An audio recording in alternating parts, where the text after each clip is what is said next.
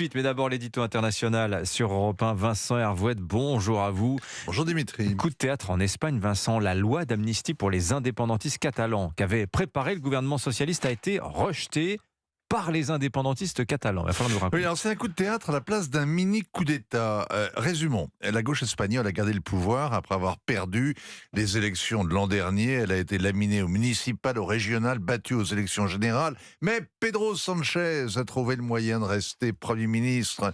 Ce diable d'homme s'est vendu au parti indépendantiste en promettant l'amnistie aux 300 Catalans condamnés pour avoir organisé un référendum à une tentative de sécession. Avant le scrutin, il jurait que l'amnistie serait un scandale. Après la défaite, il a jugé que tout bien pesé, c'était la bonne solution, que la réconciliation valait mieux que la punition. Les 2/3 des Espagnols sont contre. Il y a eu 10 jours d'émeutes, qu'importe. Il faut savoir ce que l'on veut, et Pedro Sánchez voulait rester Premier ministre. Hier sonnait l'heure de payer son dû, de voter la loi d'amnistie longuement négociée avec les Catalans, sauf qu'au dernier moment, 2 juges ont fait tout déraper. Et ces juges semblent acharnés contre Carles Puigdemont.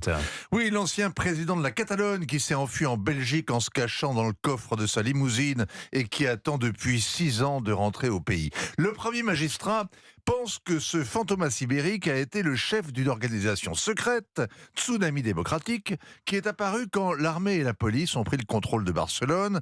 Le tsunami n'a été qu'une vaguelette terroriste avec le blocus de l'aéroport.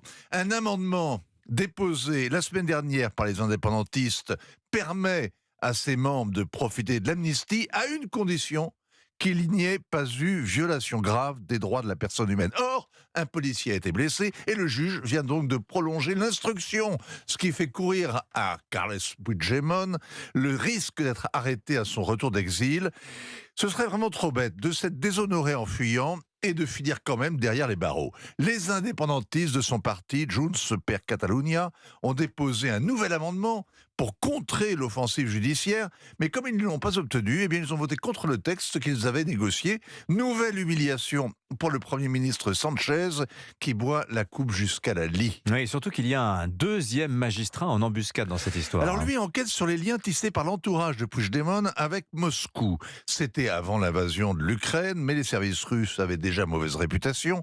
Ils auraient proposé leur aide à la future Catalogne indépendante, un soutien armé de 10 000 hommes. Imaginez un peu ces retours à 1936 avec les renforts envoyés à Barcelone par le Comintern. Le juge prétend avoir des données précises sur ses contacts avec des agents russes. Ce n'est pas la Crimée, mais c'est un crime, celui de trahison, qui n'est pas couvert, lui non plus, par l'amnistie. Morale de cette histoire espagnole, Vincent. La plus évidente, c'est que l'État espagnol est décadent, à la merci des ultras et des influences extérieures. L'État de droit aussi est faiblard, avec des magistrats un peu trop scrupuleux pour être honnête. La démocratie espagnole sort donc lessivée par ce régime parlementaire, avec 2 grands partis incapables de rassembler une majorité sur un programme. Le peuple regarde écœuré le spectacle des Cortés. Sánchez a signé un pacte faustien, rester au pouvoir sans avoir aucun pouvoir, tenir la porte ouverte à Carles Puigdemont et se la faire claquer au nez par un courant d'air polaire venu du Kremlin. Signature Europe 1, Vincent Hervouet. Merci beaucoup, Vincent. 7h46.